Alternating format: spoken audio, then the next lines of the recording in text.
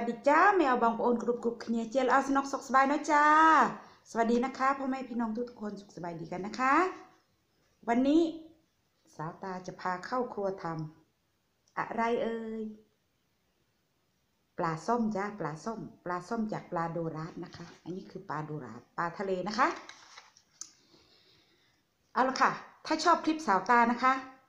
ก่อนจะพาเข้าครัวทำปลาส้มวิธีทำนะคะอย่าลืมนะคะเป็นกำลังใจกดติดตามกดซับสไครต์ให้สาวตาน้ำเนยด้วยจ้า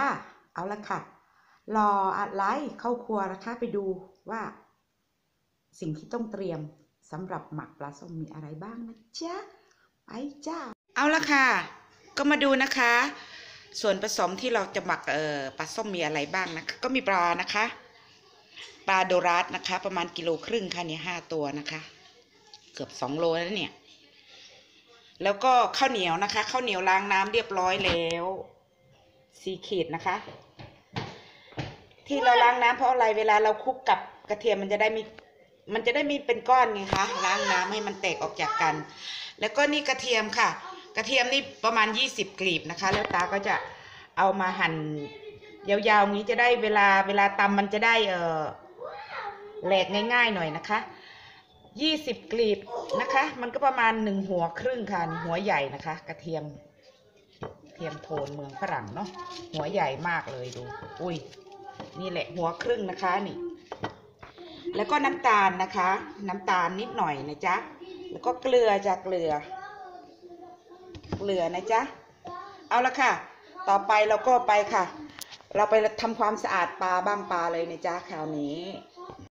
มาล้างปลากันนะคะนี่คือแป้งอเนกประสงค์นะคะแป้งสาลีนะจ๊ะแป้งสาลีโรยให้ทั่วตัวปลาเลยนะ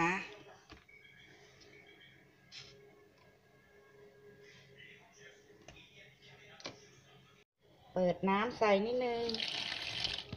ทำไมต้องล้างปลาด้วยแป้งสาลีหรือจะใช้แป้งมัน แป้งข้าวเจ้าแป้งข้าวเหนียวก็ได้เด้อจ้าเคล็ดลับก็คือไม่ให้ปลามันคาวไงคะล้างให้ทั่วตัวเลยนะคะล้างเลยจ้าข้างนอกข้างในนะคะให้ทั่วตัวระวังนะคะครีบมันจะทิ่มแทงมือเอาเด้อนะคะล้างให้จนหมดแล้วก็มาล้างน้ำนะจ๊ะน้ำล้างเลยจ้าเปิดน้ำล้างเลย ข้างนอกข้างในด้านซ้ายด้านขวาเลยจ้านี่สะอาดไม่มีกลิ่นคาวเลยค่ะรับรองได้อย่างนี้นะเรียบร้อยแล้วจ้า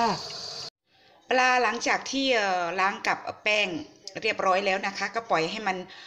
เสด็จน้ำเลยนะคะแล้วก็มาบ้างกันนะทีนี้ทีบ้างปลาบ้างให้มันได้ทีๆอย่างนี้เลยนะคะไปค่ะเดี๋ยวจะบ้างให้ดูนะบ้างเลยจ้าจากหางมาถึงหัวเลยนะคะเอาทีๆอย่างนี้เลยนะคะประมาณ2 เซนติเมตรนะคะอย่างเงี้ยบ้างไปเลยให้มันได้ทีๆอย่างนี้เลยนะคะกลับด้านมาบ้างอีกด้านหนึ่งนะคะเหมือนกันค่ะก่อนจะหมักกับข้าวเหนียวแล้วก็กระเทียมนะคะเอามาซับน้ำอีกทีค่ะให้มันหมาดๆเลยนะให้มันแห้งเลยนะคะไม่อย่างนั้นเดี๋ยวปลามันจะเน่าเด้อจ้าถ้าเครื่องมันไม่ถึงนะเนี่ยซับลงไปเลยนะคะแบบนี้ไปค่ะทีนี้เราก็ตำกระเทียมกันเลยนะจ๊ะ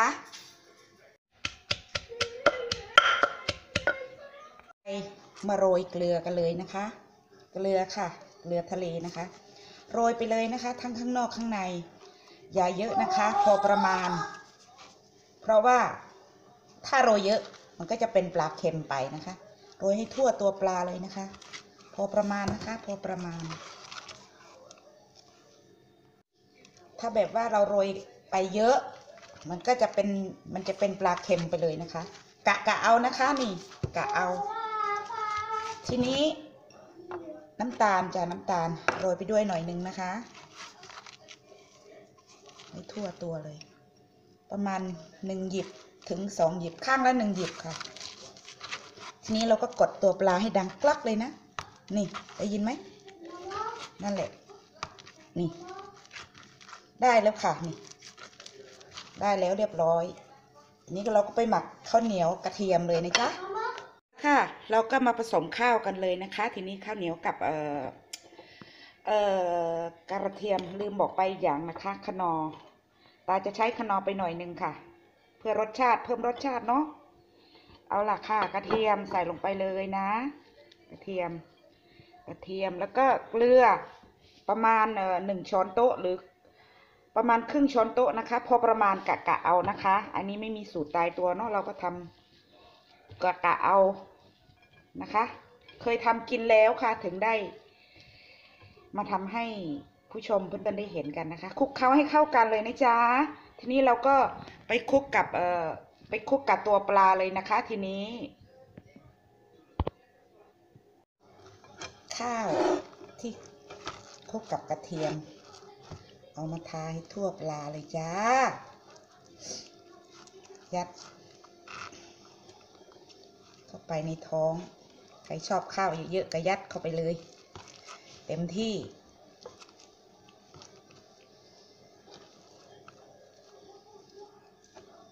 เอาละค่ะมันได้อย่างนี้นะจ๊ะอย่างนี้ก็เป็นอันได้แล้วนะ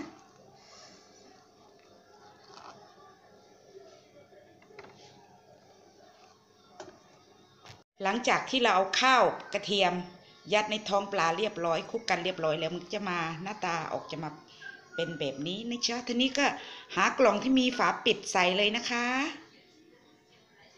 ตาไม่มีกล่องแบบฝาปิดใช้กล่องแบบนี้แทนก็ได้นะคะเดี๋ยวใช้ฟิล์มนะคะฟิล์มพลาสติกปิดเอานะคะราคาการวางปลานะคะให้วางเรียงกลับหัวกลับหางกันนะคะอันนี้ด้านล่างชั้นแรกนะคะ2 ตัวแรกนะคะพอวางชั้นบนนี่ให้วางอุ้ยเงี้ยงมันบาดมือจังไอ้ทิ่มมือจังวางกลับหัวกลับหางกันอย่างนี้นะคะอันนี้กิโลครึ่งประมาณกิโลครึ่งกว่ากิโล6 ขีดนะคะมีอยู่5 ตัวนะคะปลาโดรัสนี่ค่ะวางกับหัวกับหางกับตัวล่างนะคะวางลงไปเลยจ้าอันนี้ตาไม่มี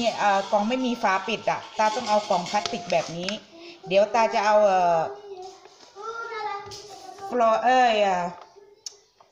อะไรนะฟิล์มพลาสติกปิดทีค่ะนี่ค่ะวางกลับหัวกลับหางค่ะนี่นะคะวางกลับหัวกลับหางอย่างนี้นะคะ